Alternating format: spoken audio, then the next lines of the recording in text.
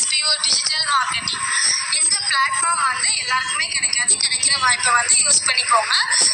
ஏன் அப்படின்னா இதுலேயே வந்து நம்ம கற்றுக்கவும் செய்யலாம், ஒர்க் பண்ணி ஏர்ன் பண்ணவும் செய்யலாம். அது எப்படின்னா ஒருத்தவங்க வந்து இதில் ஜாயின் பண்ணுறது மூலயமா கோர்ஸ் படிக்கிறதுக்கு ஆஃபர் கொடுப்பாங்க. அந்த கோர்ஸை நம்ம படித்து மினிமம் 1500 மேக்ஸிமம் 21,000 வரைக்கும் நம்ம ஏர்ன் பண்ணலாம். இதுக்கு நம்ம என்ன பண்ணணும் அப்படின்னா இதில் இவங்களோட வாட்ஸ்அப் நம்பர் கொடுத்துருக்காங்க 9994104160. இந்த நம்பருக்கு உங்களோட நேம் அண்ட் எஜுகேஷனல் குவாலிஃபிகேஷனை நீங்கள் வாட்ஸ்அப் பண்ணினா அவங்க உங்களை கான்டாக்ட் பண்ணுவாங்க.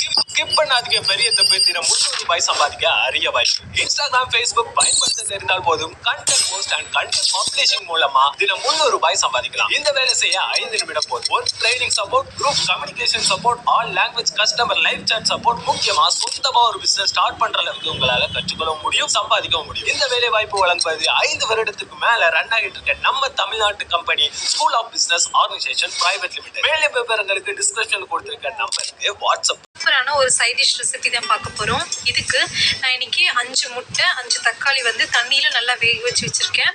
ஸோ இந்த மாதிரி முட்டையில் கோடாக வந்து போட்டுக்கோங்க. அப்போ தான் கிரேவி பண்ணும்போது மசாலா நல்லா இறங்கும். அதே மாதிரி வேக வச்சுருக்க தக்காளியில் நான் தோல் வந்து தனியாக எடுத்துடுறேன். ஸோ அப்போ தான் வந்து நல்லா க்ரீமியான கிரேவியாக நமக்கு கிடைக்கும்.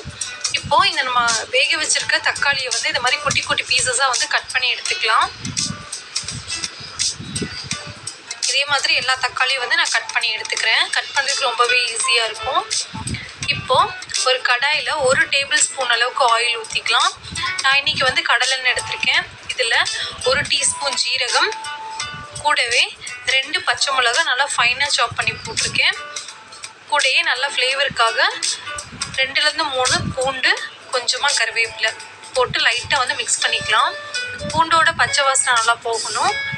ஸோ இந்த ஸ்டேஜில் ஒரு பெரிய வெங்காயம் வந்து நல்லா ஃபைனாக சாப் பண்ணி வச்சுருக்கேன். அதையும் இது கூட சேர்த்து நல்லா மிக்ஸ் பண்ணிக்கலாம். வெங்காயம் நல்லா கோல்டன் ப்ரௌன் கலருக்கு நல்லா வந்து வேகணும். ஸோ அந்தளவுக்கு நம்ம இதை வந்து வதக்கிக்கலாம். அதுதான் நல்ல ஒரு டேஸ்ட் கொடுக்கும். ஸோ பாருங்கள், ஒரு 5 நிமிஷத்துக்கு அப்புறமா வந்து நல்லா வெங்காயம் வந்து வதங்கிடுச்சு.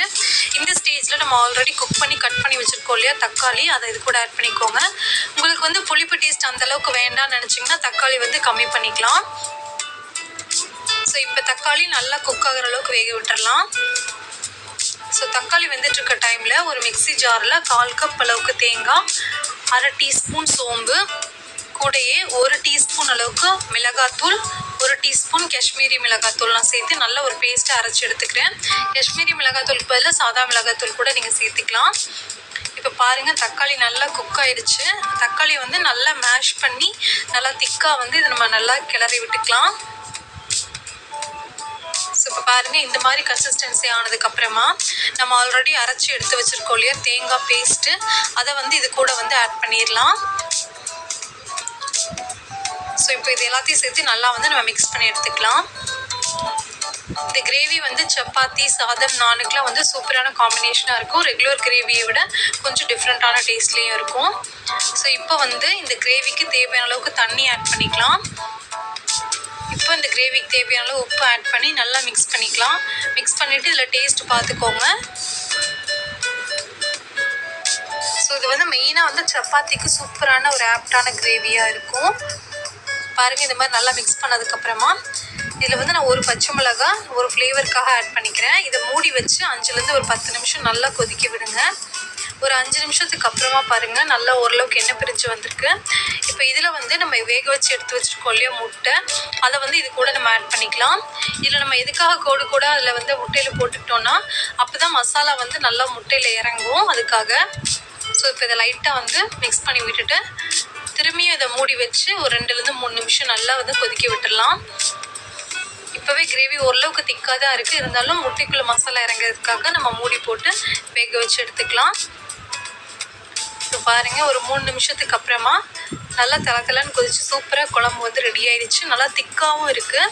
ஸோ நீங்கள் சாதத்துக்கு கூட ஆட் பண்ணிக்க போகிறீங்க அப்படின்னா கொஞ்சம் தண்ணியாக இருந்தாலும் பரவாயில்ல. சப்பாத்தி கூட இருக்கும்போது ஓரளவுக்கு இந்த திக்கான கன்சிஸ்டன்சியில் எடுத்துக்கோங்க. இது வந்து மூடி வச்சுருந்தாலும் அப்பப்போ எடுத்து கிளறி விட்டுட்டு அதுக்கப்புறமா மூடி வச்சு வேக வைங்க. ஸோ இது அப்படி நம்ம வந்து சர்வ் பண்ணி